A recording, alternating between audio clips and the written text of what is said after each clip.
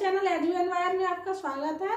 मैं जया। आइए एसएसटी को कंटिन्यू करते हुए आज देखेंगे हम लोग तटीय मैदानों को।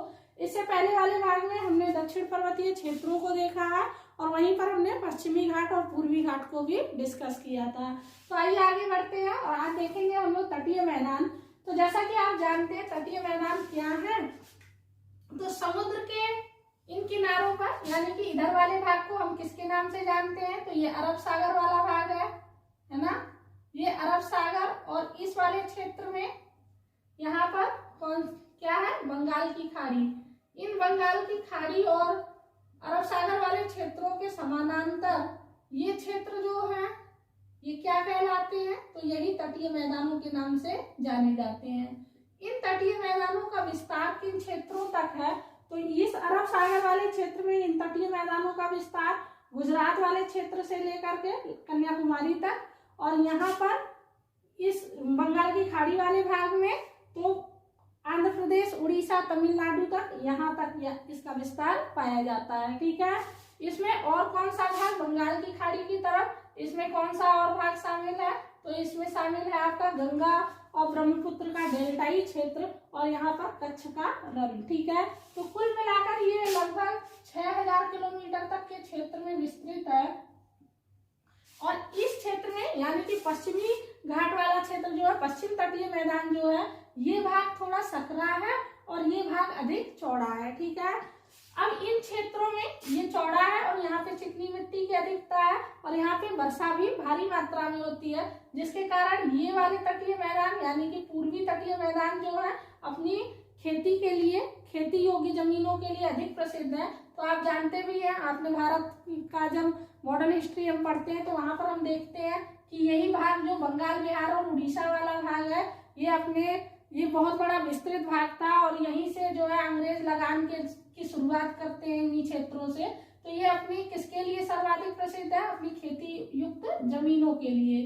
तो आपने ये समझ लिया कि तटीय मैदानों का विस्तार किन क्षेत्रों तक पाया जाता है और इनका निर्माण कैसे हुआ है, तो इनका निर्माण हुआ है सागरी तरंगों के अपरदन और निक्षेपण के कारण। अगर आपको ये दो शब्द नहीं समझ में आते हैं क्या होते हैं अपरदन और निक्षेपण, तो आप ऐसे समझ लीजिए कि नदियां क्या करती हैं, जब भी पहाड़ों पर से आती हैं तो पहाड़ों को काटते हुए अपने साथ कुछ सिल्ट जो है जमा करती हुई लाती हैं। तो ऊंचे क्षेत्रों से आती हैं और निचले भागों में क्या करती हैं, ये उनको जमा कर देती हैं यानी कि छोड़ते हुए, और फिर पानी आगे बढ़ जाता है। तो ये यानी नदियों के द्वारा या फिर सागरीय तरंगों के द्वारा किसी भूभाग का कटाव करना क्या कहलाता है, अपरदन कहलाता है। और जब ये अपरदित पदार्थों को किसी खास क्षेत्रों में जमा करती जाती हैं तो उनसे क्या बनता है, उन्हीं को हम क्या कहते हैं, निक्षेपण। और इन्हीं निक्षेपण के उपरांत मैदानी भागों का निर्माण होता है, चाहे वो कहीं के भी मैदानी भाग हो। जैसे कि हमने उत्तर भारत में देखा, तो उत्तर भारत में हम क्या देखते हैं कि गंगा यमुना जैसी बड़ी नदियां अपने साथ पहाड़ों को काटते हुए लाती हैं और फिर वो निचले क्षेत्रों में जब मैदानी भागों में आती हैं यानी निचले क्षेत्रों में, तो वो अपने द्वारा लाए गए जो अवसाद हैं उनको जमा करती हैं, जिसके कारण उत्तर के मैदानों का निर्माण होता है। और ये उत्तर के मैदान अत्यधिक उपजाऊ मैदान है। क्यों? क्योंकि नदियों के द्वारा जो अवसाद आता है उसमें जलोढ़ मिट्टी की अधिकता होती है ना।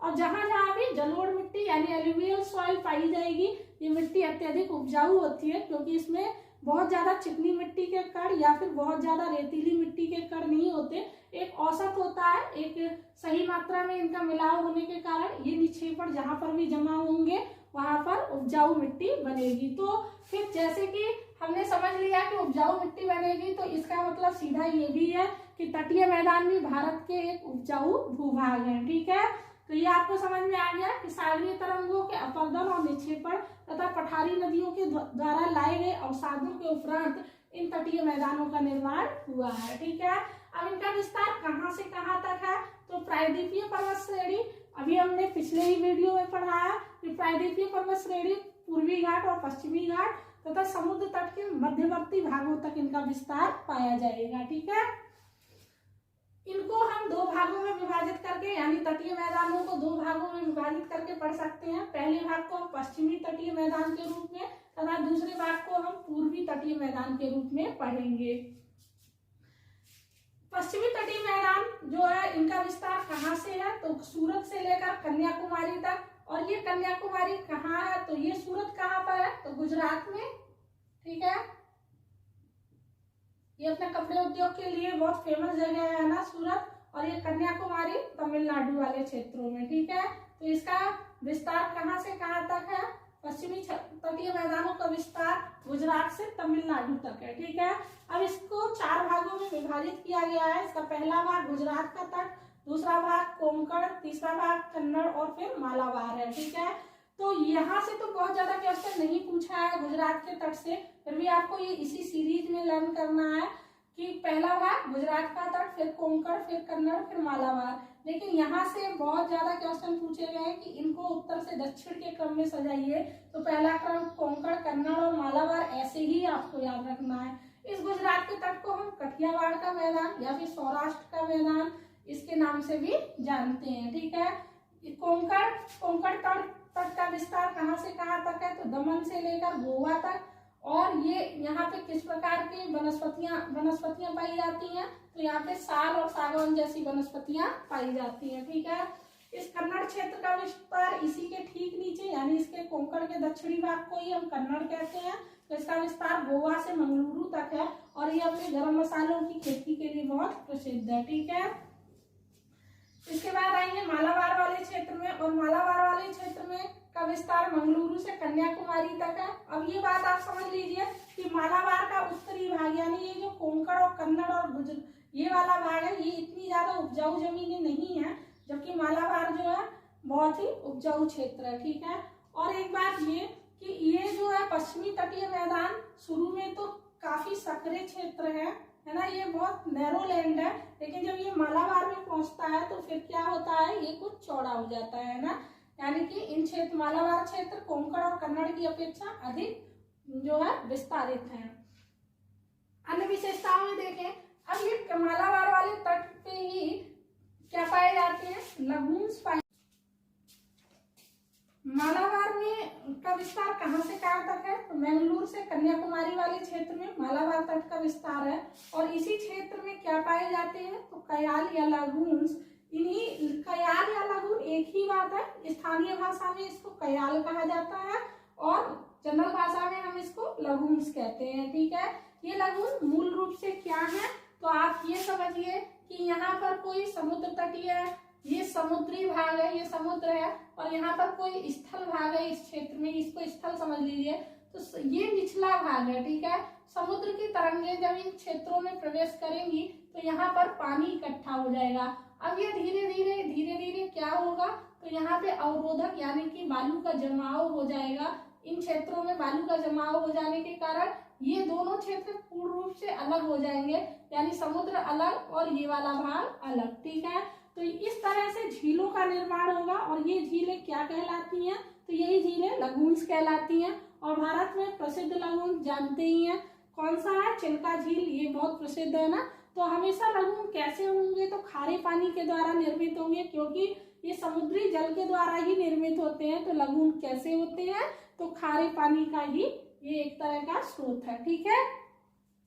ये आपको समझ में आ गया। इसके आगे चले तो क्या देखेंगे कि ये उत्तर में अधिक चौड़ा भाग है और दक्षिण में कैसा है, तो ये पतला है, ठीक है। केरल में प्रसिद्ध पुनमदा झील है, जिसमें प्रतिवर्ष नौका दौड़ होती है। और हमने पढ़ा है ना कि केरल में कौन सा त्योहार मनाया जाता है, ये आप मुझे बताएंगे कि केरल में कौन सा त्योहार मनाया जाता है जिस त्योहार में नौका दौड़ का आयोजन किया जाता है, ठीक है। आगे चले तो हम देखेंगे पूर्वी तटीय मैदानों की तरफ चलते हैं। पूर्वी तटीय मैदानों का विस्तार कहाँ से कहाँ तक है, तो पूर्वी घाट से और बंगाल की खाड़ी के मध्य तक पूर्वी तटीय मैदान विस्तृत है, ठीक है। और अगर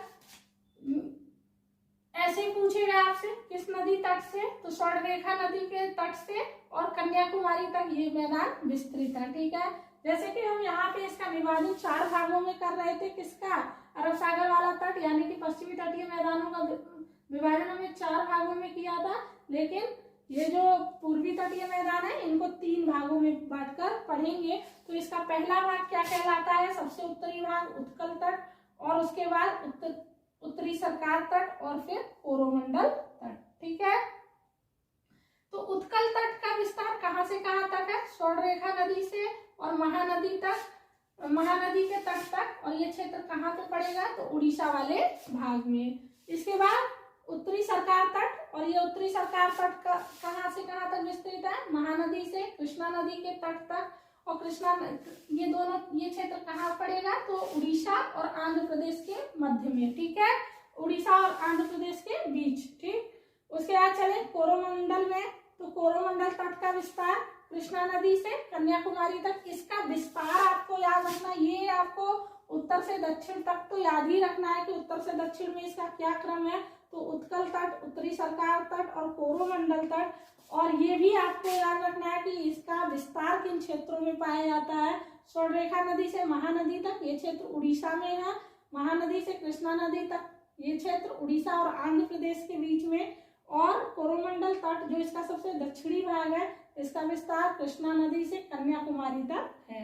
ठीक है, तो ये कृष्णा नदी का अपवाद क्षेत्र ज्यादातर आंध्र प्रदेश वाले क्षेत्र में ही है, क्योंकि ये महाबलेश्वर से निकलती है और फिर बहते हुए आंध्र प्रदेश के क्षेत्रों में जाती है। तो कृष्णा नदी का क्षेत्र आंध्र प्रदेश और तमिलनाडु के बीच में, कृष्णा नदी से कन्याकुमारी तक ये विस्तृत है कोरोमंडल तट। ठीक है, अब इसकी और विशेषताओं में आप देखें तो यहाँ पे यानी पूर्वी तटीय मैदानों में जो है गोदावरी और कृष्णा के बीच में ही कोलेरू झील पाई जाती है। और इससे पहले वाले वीडियो में भी मैंने आपको पढ़ाया है कि ये कोलेरू झील भारत का सबसे दलदली क्षेत्र माना जाता है ना। और ये कृष्णा से गोदावरी नदी के बीच में, तो ये वाला भाग जो है ये कोलेरू झील बहुत इंपॉर्टेंट पार्ट था, क्योंकि ये पूछता है, कई बार ये पूछा है कि कोलेरू झील किन 2 नदियों के बीच में स्थित है। ठीक है, फिर ये चिल्का, और ये चिल्का झील एक लगून्स का ही उदाहरण है, चिल्का और पुलिकट झील। ठीक है, ये लगून्स है, और लगून अभी मैंने आपको बता दिया कि क्या होते हैं। और इन क्षेत्रों में एक खास बात ये है कि नदियां जब समुद्र में मिलती हैं तो उससे पहले क्या करती हैं? तो डेल्टा का निर्माण करती हैं, जबकि पश्चिम तटीय क्षेत्रों की नदियां ज्वार नदों यानी एस्चुरी का निर्माण करेंगी। ये नदियां बहुत ही तेजी से समुद्र में गिरती हैं, जिसके कारण गहरे गड्ढे बनाती हैं, जिनको हम एस्चुरी के नाम से जानते हैं। लेकिन पूर्वी तटीय मैदानों की नदियां, इनमें बहुत वेग नहीं होता है। ये क्या करती हैं? गिरने से पहले पीछे की तरफ ये एक ट्रायंगुलर शेप जैसा बना देती है, यानी गिरने से पहले कई सारी धाराओं में विभक्त हो जाती है। ये कोई नदी कई सारी धाराओं में ऐसे विभक्त हो जा रही है, और बीच बीच में ये ट्रायंगुलर शेप बनाती जा रही है। ये ट्रायंगुलर शेप क्या कहलाते हैं? तो डेल्टाई क्षेत्र कहलाते हैं। और ये डेल्टा बहुत ही उपजाऊ क्षेत्र होते हैं, और प्रसिद्ध है गंगा और ब्रह्मपुत्र का डेल्टा, जिसको हम सुंदरबन के डेल्टा के नाम से जानते हैं। और गंगा ये जाकर के कहाँ पर बनता है? तो पश्चिम बंगाल वाले क्षेत्र में। ठीक है, तो ये ओवरऑल आपका तटीय मैदान कंप्लीट हो गया है। अगर आपको ये पसंद आया हो तो आप वीडियो को लाइक करें, हमारे चैनल को सब्सक्राइब करें। Thank you for watching.